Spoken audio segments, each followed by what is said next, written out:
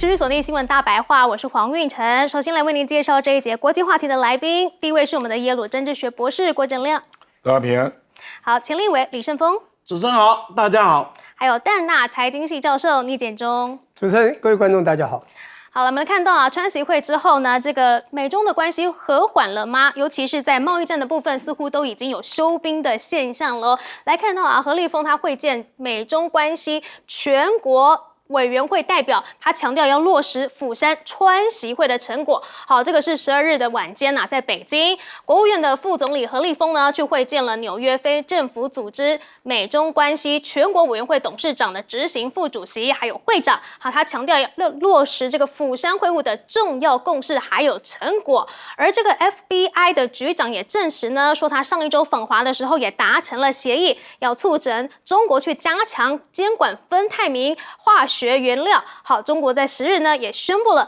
对美墨加3国来加强抑制毒化学品的监管，13种芬太尼的前体呢都被列入了管制清单。哇，看起来这个川习会的这个协议都在逐步的验证当中。但是怎么样呢？大摩还是警告哦，说中国还是握紧了一个要害，关税战是十分的脆弱的。这个是摩根士丹利的经济学家，他说呢，北京尚未取消在4月推出的出口管制框架，很可能呢就是要为了要维持一个经过调整的鹰喉要道，以保持其影响力。哇，不只是这样子啊，来看到最明显的就是美国的大豆能不能出口中国了？现在说呢，原本答应要买，结果不到2周啊，现在呢可能要落空了。传出北京已经停买美国黄豆了。这个是外媒的报道说，上个月底就出现了本季首批订单的热潮之后，中方进口美国大豆的动作呢，似乎已经陷入了停滞哦。所以呢，业者就很担心啊，说北京只是在做样子啊。好，这个是这个新加坡集团的农产品经纪人也说了，说业界普遍认为呢，中国采购1200万吨美国大豆的承诺，与其说呢是一项正式的贸易协议，不如说啊是一种外交姿态。好，除了大豆之外啊，稀土更是了。尤其现在这个美国众议院呢，就说中国操控关键矿物的价格，要扩张经济还有地缘的影响。说啊，这个是中国数十年来一直在试图去操控全球关键矿物的价格，要利用来控制权作为经济武器，扩大制造业，并提升地缘政治的影响力。好，现在这个稀土真的是中国非常重要的一个物资。那么现在他们也发现稀土也在打间谍战吗？被发现了印度的企业竟然偷偷转卖稀土给美国。好，路网就传出了，说了一家印企呢，以民用电动汽车的名义，从中国进口120吨的高纯度稀土，然后转手加价30%再出售给美国雷神公司，很有可能被作为导弹制导系统。好，中国透过稀土溯源系统得知了之后呢，赶紧收紧了对印度的出口限制。好，印度不只是息口要转手，在俄罗斯石油的部分，它也是转手卖一笔。不过呢，现在中国不只是要这个控管自己的稀土，它也是不断的去挖其他地方的稀土吗？我们来看到啊，这个是中汽去参与牵头发展全球最大7.2兆的绿地铁矿产项目呢，在几内亚是正式的投产了。好，几内亚的西芒杜铁矿整体开发成本高达了232亿美元。好，这个项目产能呢，最终可以达到每年1.2亿万公吨哦。南北矿区各占一半，可以占全球的铁矿贸易总需求大约的5%。哇，这个金额呢，真的是这个量产是非常的多的。好，那除了稀土之外呢，中国在 AI 的发展呢，也要这个急起直追。我们来看到，就是何立峰他抛出了 AI Plus 全域赋能，要采超常规的手段来冲关键技术，他要发展这个新质生产力，是赢得大国博弈、战略主导的内在要求，要全面实施 AI Plus 行动，来向千行百业加速数位化还有智能化转型，前瞻布局未来产业。好，另外华为呢，它也秀出了10大发明，预告未来10年要怎么过，包括了这个 AI 算力平台基础啊，还有智慧终端与作业系统，以及通讯还有储能基础设施，以及智慧驾驶。现在啊，就连黄仁勋都去称赞华为的晶片哦，说他们的实力非常强大，低估他们是愚蠢的。而现在美国矽谷呢，还发生了一件事情，那就是缺电呐。尤其啊，这个马斯克曾经在2年前就预告了美国的 AI 会被电给卡脖子。好，彭博也报道了，说呢，在加州圣克拉拉2处资料中心已经控制了6年多，就是因为在等待电力。而微软的 CEO 也公开承认了，因为缺电，所以微软成堆的 GPU 呢都被放在机架上面吃灰。那马斯克2年前就已经预告了，说啊，大约1年后呢，我们可能会面临晶片数量超过实际供电能力的局面，届时呢会有大量的晶片无法通电来运行。所以说 AI 泡沫可能就是因为电力不足才产生泡沫吗？好，我们来看到啊，这个美国目前呢 AI 巨大变革，最大的问题可能是到2028年会有44座核电厂的电力缺口。这个是大摩的最新报告指出啊，说2028年恐怕会出现如此严重的缺口，这等于44座核电厂的发电量。而相较而言呢，中国就很早在建制他们的电网了。好，在这个2024年，中国的发电量呢是达到了94181亿哦，这个发电量是等于全球的2/3。所以可以说，在发电的部分，在这个 AI 的部分呢，其实中国是早有准备的吗？我们先来请教亮哥。这个稀土管制出口啊，美国说中国没有取消4月制定的办法，其实是这样啦。中国大陆现在决定要实施那个最终用户的这个认证制度了，我们英文叫做 VEU 啊，就是 Validated End User 啊。那要求要对最终用户身份确认，然后用途的承诺，然后转让的限制啊。比如说你如果是买了稀土，结果你造假，你转卖，比如说有个印度的企业就转卖给雷神嘛啊，那他实际上就是用汽车的名义出口，那你以后就立刻被禁止，你以后就不能作为那个出口贸易商了啊！只要被查到1次，你的资格就被取消了啊！所以美国知道，其实中国大陆的目标是非常清楚的啦，就是军工产业你别想买到了。中国大陆并没有承诺稀土要卖给军工产业啊，没有啊，他只有承诺美国的民间的企业，那他会有审批嘛？那可是他把那个10月9号那几个都取消掉了嘛，1年嘛，那另外大豆也是啊，这个都是贝森特自己瞎掰的啦。中国大陆并没有承诺今年才剩下几天啊，要买1200万吨，没有啊，再都来不及再。中国大陆承诺的是未来3年每年买2500万吨，所以我不知道美国是在说什么啊，这个叫做舆论战啊。你剩下2个月怎么买1200万吨呢？你怎么去租船呢？那剩下2个月买1200万吨怎么消费啊？所以这个叫做莫名其妙啊！我跟你讲，美国这种新闻可多了，他自己没有办法应付大豆的农民，然后明明是自己瞎掰的，那现在又怪到中国那边去，就是这样啊。那你如果要这样搞，那明年大家都不要做生意算了。所以我跟你讲，那个1200万吨的大豆的承诺本来就没有出现在中方的协议里面，所以我不知道这个有什么好吵的啦，那至于这个，我觉得稀土不是价格的问题啦，稀土我跟你讲啊，有人做过统计啦，目前所有的稀土交易啊，你即便把它占最大的幅度，总金额也只有140亿美金，目前是40亿美金而已啦，表示什么？这不是价格的问题吗？是没有货的问题吗？买不到，买不出来，一样嘛。美国的那个高阶的芯片也不是价格的问题啊，中国大陆愿意买啊，买不到啊。所以我坦白讲，这个不要去谈价格啦，重点是做管制出口嘛，那目前中国大陆它稀土的出口管制用最终用户的认证制度，这个已经确定了啦，而且相关的办法、相关的表格都已经出来了啊，这个随便找都找得到。所以美国的记者认真一点嘛，啊，就是 VEU 了，这个也是学美国的，美国也是用这样来管制对中国的出口啊。美国不是有一阵子也在查吗？说新加坡啊、阿联酋啊，你们有没有偷偷转卖啊？转卖晶片啊？所以都一样，都一样。中国大陆是用美国的制度，所以这也没什么好抱怨的啦，因为你自己也在用啊，我是学你的啊，所以我是觉得这没什么好讲的啦。那至于 AI 啊，那个马斯克说未来电力会不够啊，不用担心啦，啊 ，AI 只要泡沫就用不了那么多电了啦。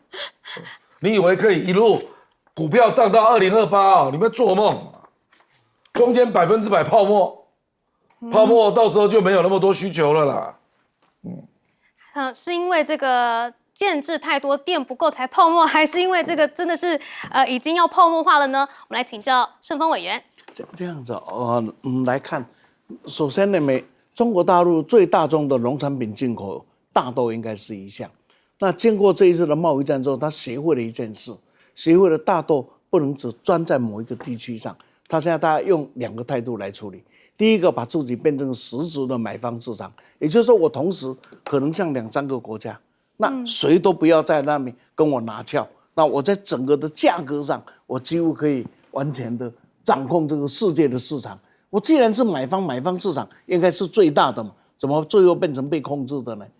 第二个呢，他做的第2个方法就是他投资在南美洲，在其他地方开始投资大豆的这个经营，就是说我自己有耕地，自己来种，自己来进。那么这个部分，美国大豆上采起来会变成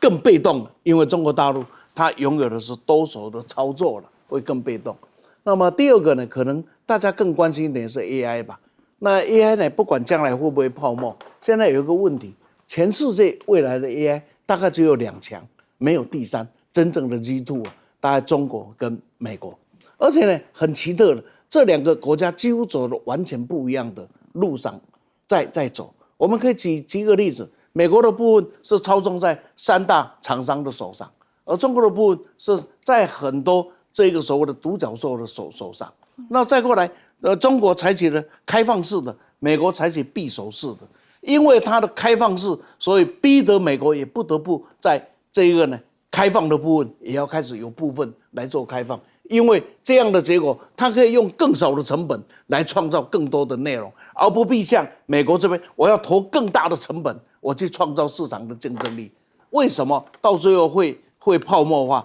那就是一个道理，说我投资了20亿美金，结果发现中国大陆只要用2000万美金可以得到相同的结果，你说股票市场会怎么样？这是很容易可以感受到，这美国市场处理的不一样。再来看看呢，这发展的气势也不一样。美国的 AI 的发展是完全依照市场的规律，跟我 AI 的拥有者、开发者，我对市场的判断跟市场的掌控力。而中国在整个的 AI 来上是以国家的意志在发展的 AI， 所以它现在 AI 的普遍化、落地化、在地化，那个可能都超出你的想象。可是要这样做，必须怎么办？它必须由国家来掌控整个 AI 发展的一个程序。那么这个假如它发展的顺利的话，将来全世界大部分要走的 AI 使用的路啊，使用的规则，可能中国大陆的发言权会远胜于美国，因为多数的国家没有办法付那么多的钱，用市场的经济啊来处理 AI 的问题。那么这个呢，双方的发展可能也会很大很大的不一样啊。再过来呢，是双方里面呢也各有强弱。比如说芯片是美国的强，中国大陆现在在后面急起直追。那平常心讲，你说华为有成就吗？有，但是比起这个黄仁勋的这个那还是有一段大的距离。那美国限制了怎么办？所以中国大陆有另外一个优点，把这个限制给处理。我们都晓得芯片的好坏，就是我用100个可以创造100分，跟我必须要用200个才可以创造100分，那电力的消耗就不一样了。那中国大陆刚好是我的芯片较弱，但我的电力非常的丰富，所以呢，对于使用国产芯片而产生需要有 over 超越的电力的部分，国家补贴。这个一来以后啊，美国所谓的芯片的优势，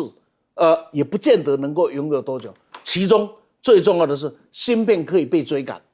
但是电力啊是没有办法一夜之间去创造出来的东西，因为电力是很现实。而今天中国在整个的电力上最大的特点，它已经变成了未来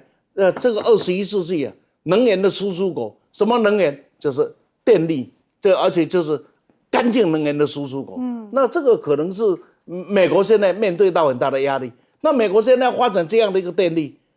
因为它是资本主义国家，那我要看我有没有利润呢？那我发展电力，我能不能有得到的一定的条件？跟中国大陆把电力当作国家政策在发展，那又是很大的差别。所以从这样的一个角度来看 ，AI 的一个霸权上，双方会有成长。一个是在国家的规划下，全新的来把它当作是这一个世纪跟下一个世纪最重要的一个项目；一个呢是由市场来决定。所以从这样的角度，假如你有做 AI 的投资者，你要投资到哪里去？你要怎么看？或许这也是一个很好的比较标准呢，可以给大家做参考的地方。其实中国跟美国的这个两个不同的模式没有好坏来，就看最后会是谁来胜出。接下来我们请教这个聂教授。对，看谁来胜出啊？看谁的底气较强，筹码较多嘛，非常清楚啊。川普1.0版的时候13轮谈判，谈到最后呢，妥协再反悔，妥协再反悔，而且叫嚣都是川普说你们又反悔，我又要制裁你，又要制裁你。那时候被压着打，到最后我们讲我们的对岸就觉醒了，开始要反击，要沉着开始反击之后，经过拜登之后到了现在川普2.0版，这次谈了5次谈判，你自己看看哈，这一次底气完全不一样，真的是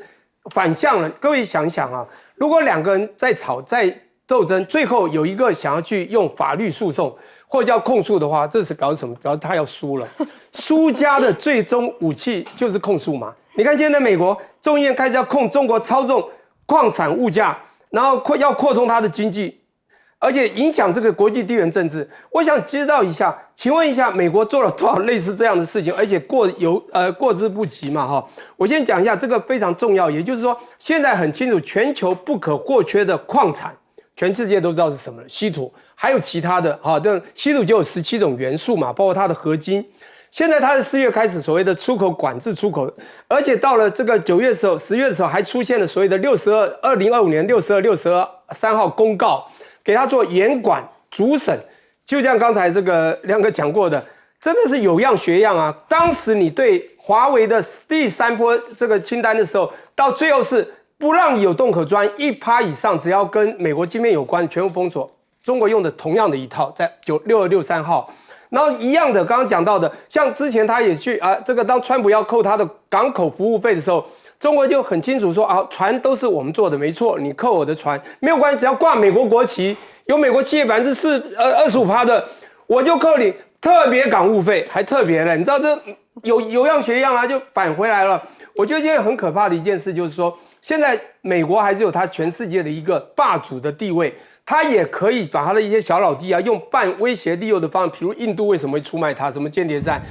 更重要的是10月9号那次巴基斯坦的总理。带着他的参谋长带了一个很厚的一个木盒，打开这个潘多拉的盒子，里面是什么？金刚石加上稀土样本，这个东西多重要，去了解一下。这一次在白宫，巴基斯坦为了拿到一些投资案，出卖了中国，那个才叫大出卖。中国那次非常火大嘛，所以而且那个出卖的东西最主要是里面含有所谓的稀土冶炼的技术。各位，产量真的也不重要，储量也不重要，说卖多少钱不重要。有人形容说10月9号那个盒子里面厚礼是价值数十亿美元，讲不好听，巴基斯坦就要换一些他们的投资案。重点来了，也就是这些东西现在完全握在我们的对岸的手里。当它的稀土不管哪一种元素越扣越多，就像刚刚讲的，有民用有军用。全世界战斗机需要420公斤，那舰艇也要，未来的雷达，甚至人员的离岸风力，它的所有的马达甚至定位的设施都要靠稀土。所以中国这一招不得了。我最后只要讲一下，中国有趣，你就会发现它的 AI 整个的环境场域已经全部建制了，因此它这里叫 AI Plus， 这是一个不一样的未来。当这个 AI Plus 要扎下去的时候，会比它之前的大经济1期、2期、3期计划还有更可怕的未来，也就是它叫做非常规，要让它千百行业全部将来都数位化、智能化的转型。当你去了中国，你会发觉他们真的在做，很务实的在做。没错，这个中国崛起了，那美国呢？美国现在有个好消息，那就是政府终于可以开门了。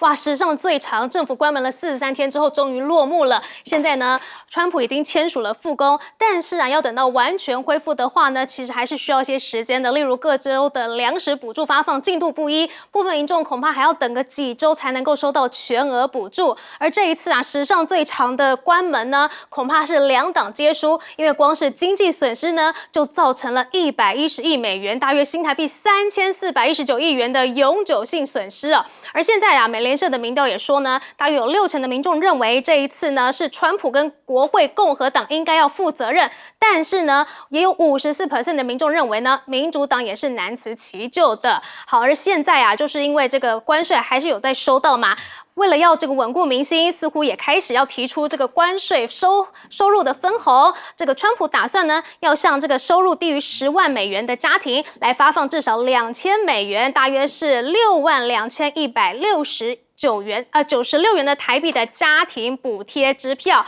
而另外，为了要扛住民怨啊，现在甚至透露了，这是贝森特表示呢，未来数周可能会大幅的降低这个包括了咖啡啊，还有香蕉以及多项水果在内的进口食品价格，说要来调降这个食品关税。哇，原来这个关税竟然是可以浮动的耶！因为我美国缺这个，所以我就来给你减少关税吗？不过现在美国的经济压力也是很大哦，尤其啊，现在这个1分钱的硬币呢，因为它是铜嘛，所以它现在铜价大涨。于是呢，美国呢正式要结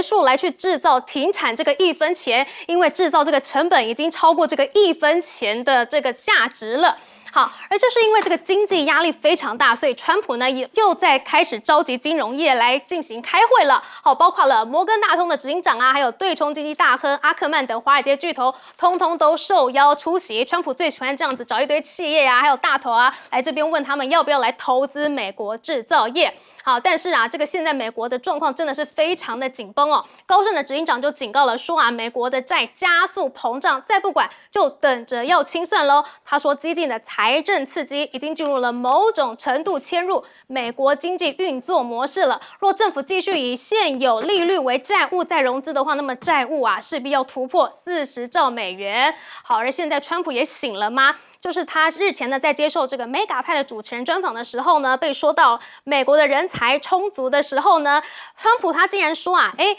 美国缺乏足够特定技能的人来从事工作，他甚至说不能随便挑一个失业者去来制造飞弹吧，也就是他承认美国确实是有人才缺陷的这个问题哦。而说到这个飞弹啊，现在美国呢还是不断的在对委内瑞拉来出兵。好，这个是福特号航母呢也已经来压境了，而美国呢则是有20万的兵来警戒。但是对此呢，美国的民主党就表示啊，这个出兵是没有经过国会批准的，它是缺乏法理的。而美国的媒体也报道说，现在美国在委内瑞拉海岸动用了无人机，还有 F-35，好，也就是这个无人机还有 F-35。而现在啊，这个委内瑞拉呢也开始来大练兵了，这个局势是非常的紧张的。我们来看到啊，现在美国在加勒比海地区已经集结了10余艘的战舰，还有上百架的战机，这个是几十年来的罕见的。而美国呢也启动了独立200计划的军演，军方称呢击落了一架非法入境的飞行器。现在啊，美国是大规模的动用了军事人员、武器以及装备，最新一轮的军演部署陆空作战单位以及包括导弹在内的武器系统等等啊。哇，这个委内瑞拉跟美国的关系在川普任内可以说是达到了紧张的最高峰。而现在美国政府重新开门了，川普的民调可以有所提升吗？我们来请教亮哥。这次美国的地方选举啊，核心议题是生活负担能力啊，所以美国共和党都输了嘛，所以川普确实感受到很多中下阶层生活困难啊，所以他这个新的提案啊，我认为过的几率蛮高的啦，因为美国的他用家庭来算，美国的家庭是1.3亿户，那年收入在10万美元以下，57%，那大概是7470万户。如果每一户花2000，总共要花149亿美元，这个钱他付得起啊，因为关税啊，对，现在在他手上还有880亿啊，那这个才149亿啊，很好用。那是一个高度象征性的议题。赶快花掉，不然就要还回去了。中下阶层会觉得川爷对我不错啊，那我觉得这个国会大概也不敢拒绝，不敢挡啊，不敢拒绝了啊，因为这些人生活真的有点困难啊，所以我觉得从这里你看到川普这个人其实还蛮灵活的啦啊，他就知道这要补一下，要补一下啊，不然我输成这个样子，对不对？那至于这个。我们讲那个川普这个国债啊，那个没救了啦，那个谁来都没救了啊！美国已经证明，不管是共和党、民主党，每年那个联邦政府固定大概负债2兆，每年，因为美国的整个税入啊，大概就是5兆，那每年要花7兆，你怎么办？所以他本来在幻想。他本来是要解决这个问题哦，对啊，用关税，就是关税战啊，结果关税战搞了半天，现在手上最多了大概1000多亿了啊，显然是没有办法。美国真正需要的是经济要能够高度成长，那可是没有办法，只有看到 AI 在成长啊，所以可是问题是每年要花7兆，所以你怎么减，对不对？本来不是马斯克在帮他减，那马斯克减到几个月自己就倒了，就翻脸了。所以我跟你讲，这个要么就开源，要么就节流嘛。那开源就是你要有新的税入嘛，可是没有办法，他一年大概就是5兆，那支出呢，你除非你砍你国防预算啊，他不愿意，所以他都过来砍社会福利，都来砍民主党的，那这个显然是不太可能的啦，所以。我觉得这个问题是无解了，因为要么就是不然就是你美国，又是搞什么稳定币啦，搞一大堆奇奇怪怪的东西逼人家买啊，让别的国家来帮你填这个金钱的一个坑嘛，可是现在越来越难了，因为他过去都是搞货币战争嘛，造成人家的金融危机啊，那钱就跑到美国来，对不对啊？不然就是。战争嘛，那也造成其他国家找避风港，又跑到美国来啊。可是现在这个世界能够有这么大的战争，造成钱的流动啊，有钱的地方不多了啦，最肥的地方叫中国啦啊。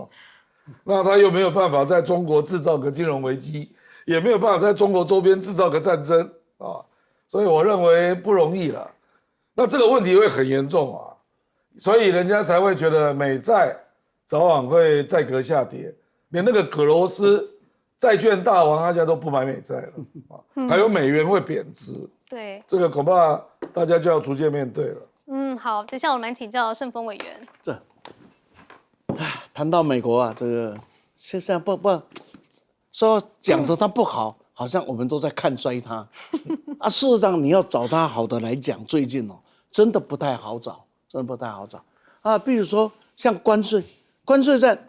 他民粹操作的成不成功，你不能说他失败。他这一次关税收到的钱里面，他拿了将近200亿出来补贴这个50几吧，50%几的这个家庭，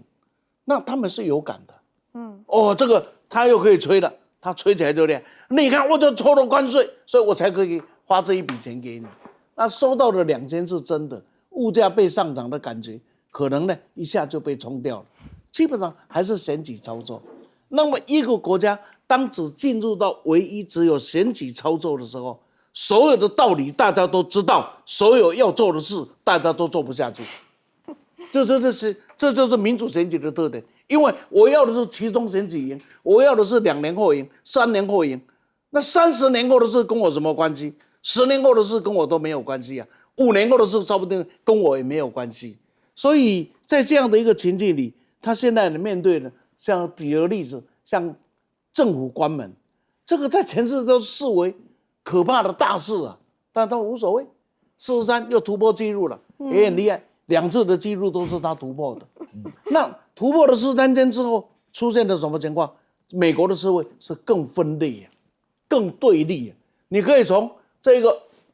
谁的责任？川普60啊，那么这个民主党54啊，几乎是各打50大板，都没有赢家啊。那事实上这个国家是伤害啊，但是呢，大家都怎么样子？大家都指着对方说都是你。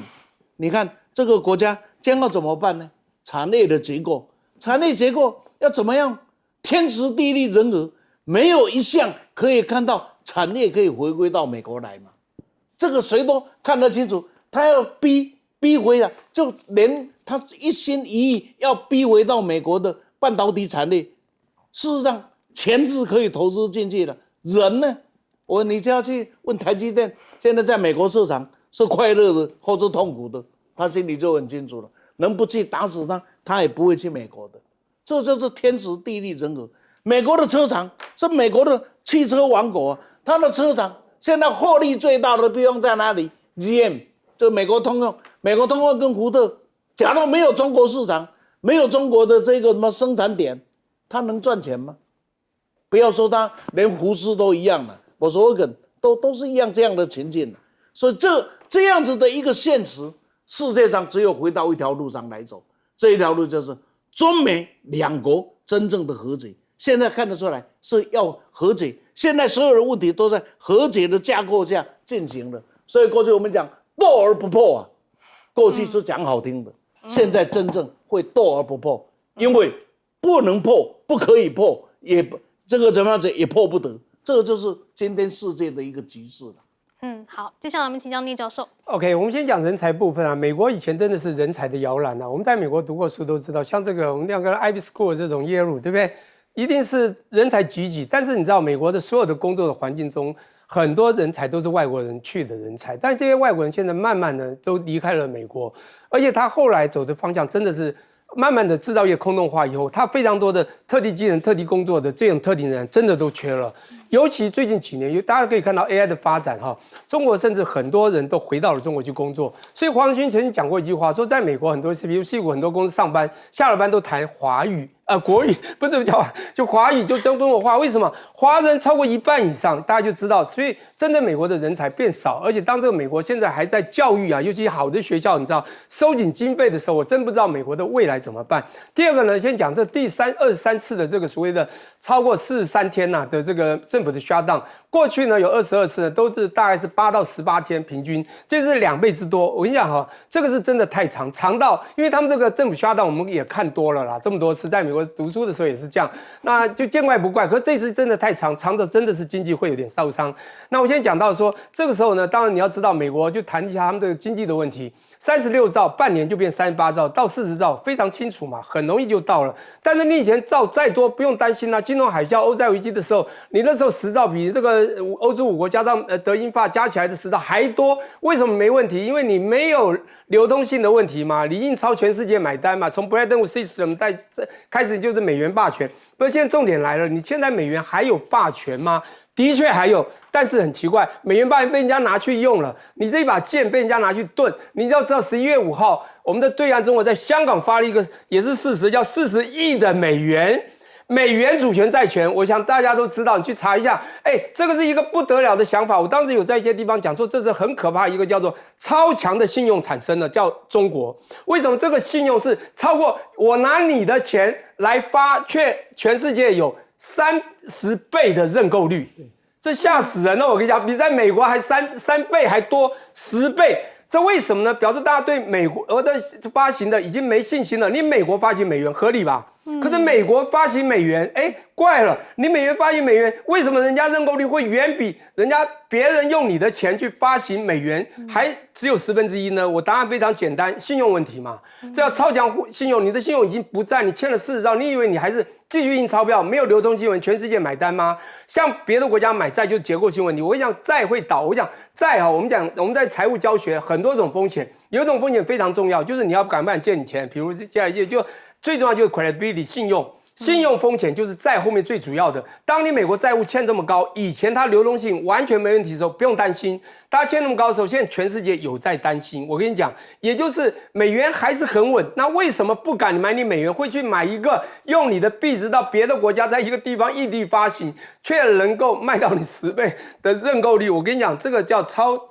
信用，这个已经出现了。那这是一个很重要的警讯。当然，我们现在讲一下，其实我们开始讲一下人才，跟这金融有关。其实我发现到美国现在有一个很大的问题，就是过去人才济济。你不管是东岸的这个所谓的这个华尔街，或西岸的这个矽谷，金融人才也好，科技人员也好，可你会发觉这些人才慢慢松散，尤其在这国家制造业也空洞化之后，虽然美国在过去的这个历史经验，它的整个从这个大康到现在非常稳健，可是你会发觉这些人才很多越细腻的东西已经走到了别的地方去，也就是说。东方这个我们讲龙啦，包括我们也是龙的传人，你会发现在这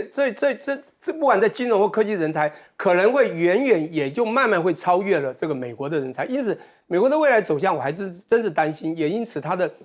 这个即便你以为你没有流动性问题的这个美元发行也出了问题，甚至被人家拿去用了。好，美国不止经济的状况，尤其这个川普上任之后啊，它的不稳定性让全球都更想要跟中国来做朋友了吗？我们来看到，现在啊是泰国国王，他也在访华的期间，可是现在是国丧期哦，结果他还是如期的成型了，就显示呢，他们认为中泰关系是极为重要的。好，那么泰王访华的外溢效应是什么呢？可能就是川普的压霸让东协国家认清事实了哦，就是即便奉行外交灵活，但是呢，已经体会到美国的虚伪盟友外衣，所以泰王这一次亲访北京呢，必能替泰国成就更多的合作红利，期盼能够早日脱离美国的魔掌，甚至呢，现在泰检又爆发了边境冲突嘛。日前这个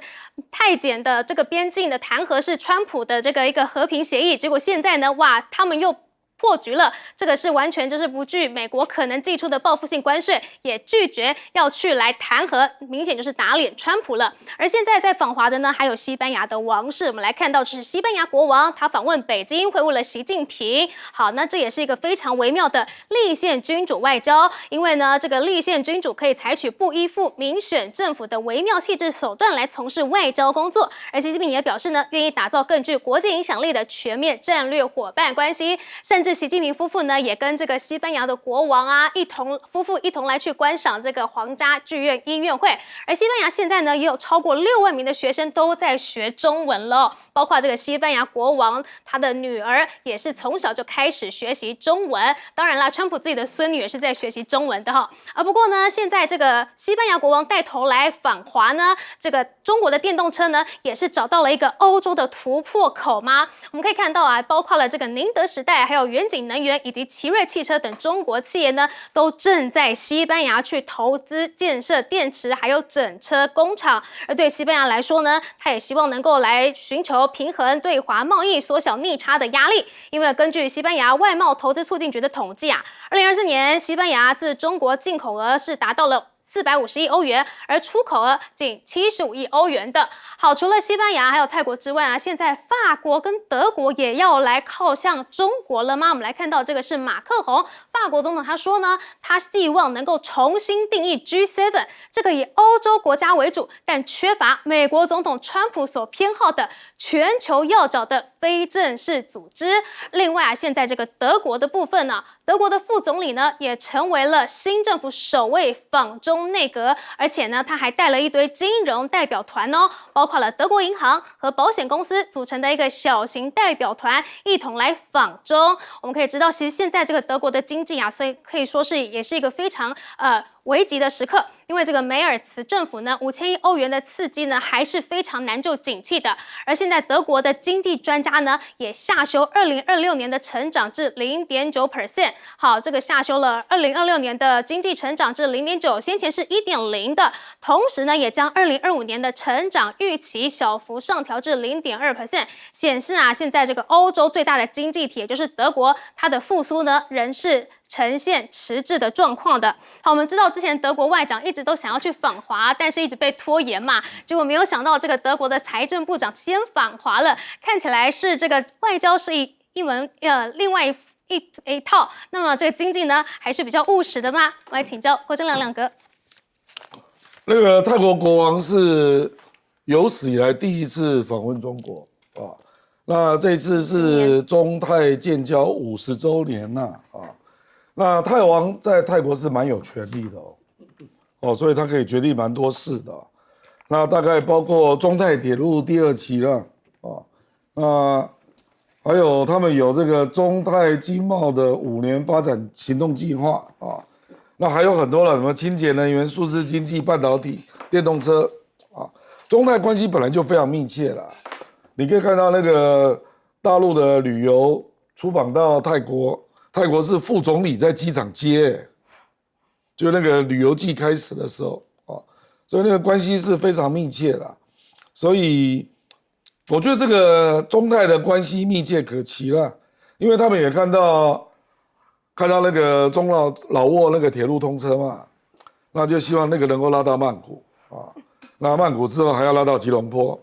那吉隆坡之后可能还要拉到新加坡啊，那个就是泛亚铁路中段啊，所以泰国目前是建得蛮顺利的啊。那因为他看到印尼啊，那个亚万铁路成型嘛，那西班牙是这样啦。中国大陆我认为他在欧洲啊，大概知道要整个跟欧盟谈、跟德国谈、跟法国谈是有一定的困难，所以他选择了2个。这个是我个人的观察啦，选择2个地方单点突破，一个就是匈牙利，一个就是西班牙，啊，那你可以看到主要都是电动车产业啊，就是说他在匈牙利做了很大的投资啊，就是电动车包括电池还有零组件。我听说匈牙利有一条路啦，大概几十公里，两边通通都是中国的电动车的零配件的工厂啊。那西班牙，因为西班牙比较特殊啦，怎么说呢？因为它距离俄罗斯那么远，所以它的国安的威胁真的是比较没有感觉啊。然后他也不喜欢像法国、德国、英国啊，就是 G7 嘛，这么意识形态啊，因为他不是 G7， 所以他就觉得我应该可以跟中国有更多的贸易啊。比如说，你看他出口到中国这么少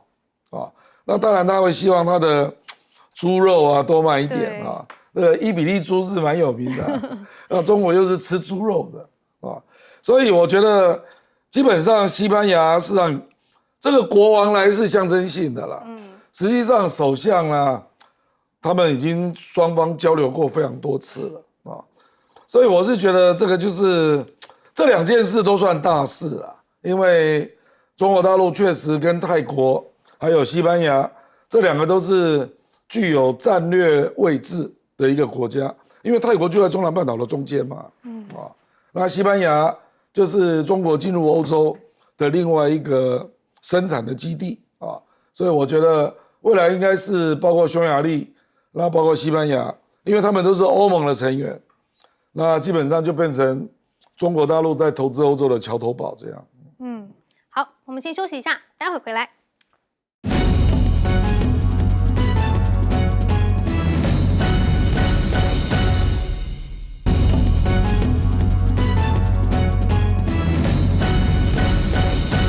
美国的盟友陆续倒向中国的怀抱吗？我们请教李胜峰委员。讲这个以前，先讲上一集有一个小话题，可以给大家做参考。现在美国1分钱收的不再印了，那你知道可以做一个什么生意吗？就收1分钱，然后就把它融成了。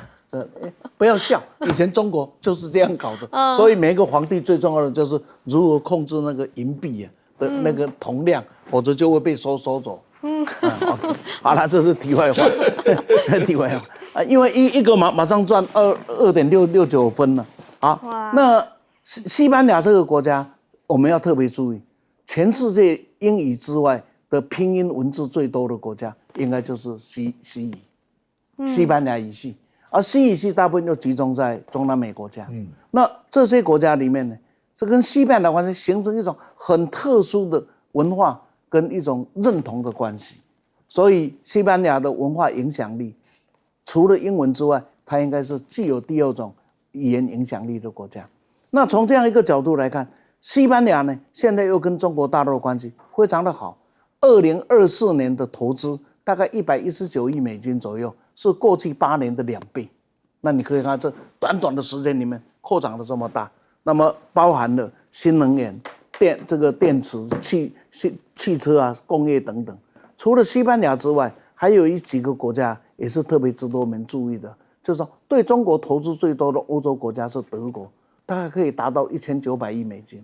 都超出我们在台湾里面讲，哎呀，中国大陆没有人去投资了什么？你没有能力去就不要讲人家不去啊，因为事实上全世界大的还是往那边在走的。那我们来看中国大陆的布局没有错，一个就是西班牙，一个就葡萄牙，啊不是说错了，那个匈牙利啊，这两颗牙有没有？他都都有牙，哎，对，能气也有没有？他都把它这两个，它是很稳固的。在东协是一个特色，东协过去是对中国大陆是很防范的。所谓的当时的东南亚公约相当大的程度，是为了防止共产主义的扩张。二战的时候就怕共产主义的骨牌理论，所以这些国家里面对共产主义、对共产党是蛮大的压力。这也就是当邓小平去访问新加坡的时候，那么他们谈了很多。李光耀告诉新加坡，告诉邓小平一点的就是，不要再让大家对共产党有恐惧感。那这个恐惧呢，所以相当多的时候，他就依附到了美国的身上。但是最近呢，中国大陆的经济实力起来了，中国的经济起来了，他们发现经济靠大陆，然后呢，政治呢安全靠美国。现在发现不需要靠美国了，一样都是靠中国大陆。然后再回顾到历史，除了共产党那一段之外，基本上大家和睦的历史比被侵略的历史是来的更多的。所以东南亚目前之间的相互关系可以看到出来，越来会越和谐。菲律宾跳不了多久了。尤其现在在川普的情况下，大家可以依靠美国的情况可能又更少了一点。好，我们先休息一下，进广告。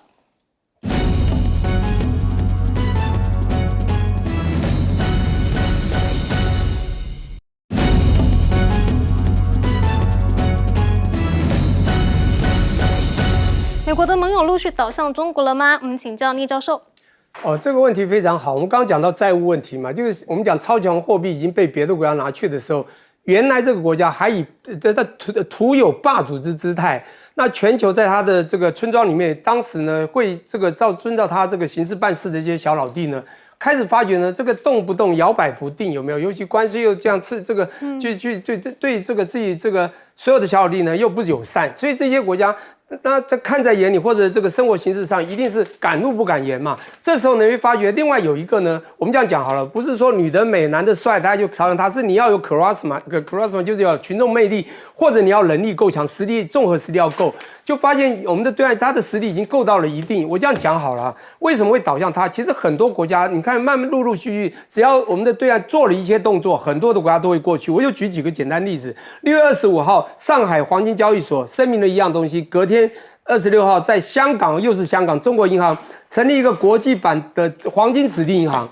仓库。这个指定仓库这是一个非常特别的东西，而且要用人民币计价。那这个时候会有做到两件事情，第一个就是它让人民币更国际化，第二个去美元化。你要知道这件动作是非常大的，你会把很多东南亚国家马上就签了契约，说我愿意放。你知道我们以前黄金是要放到美国有美联储里面，我们才能印钞票，否则这印钞也没有用。这时候呢，你会发觉大家已经对我们的对岸开始比较有信心。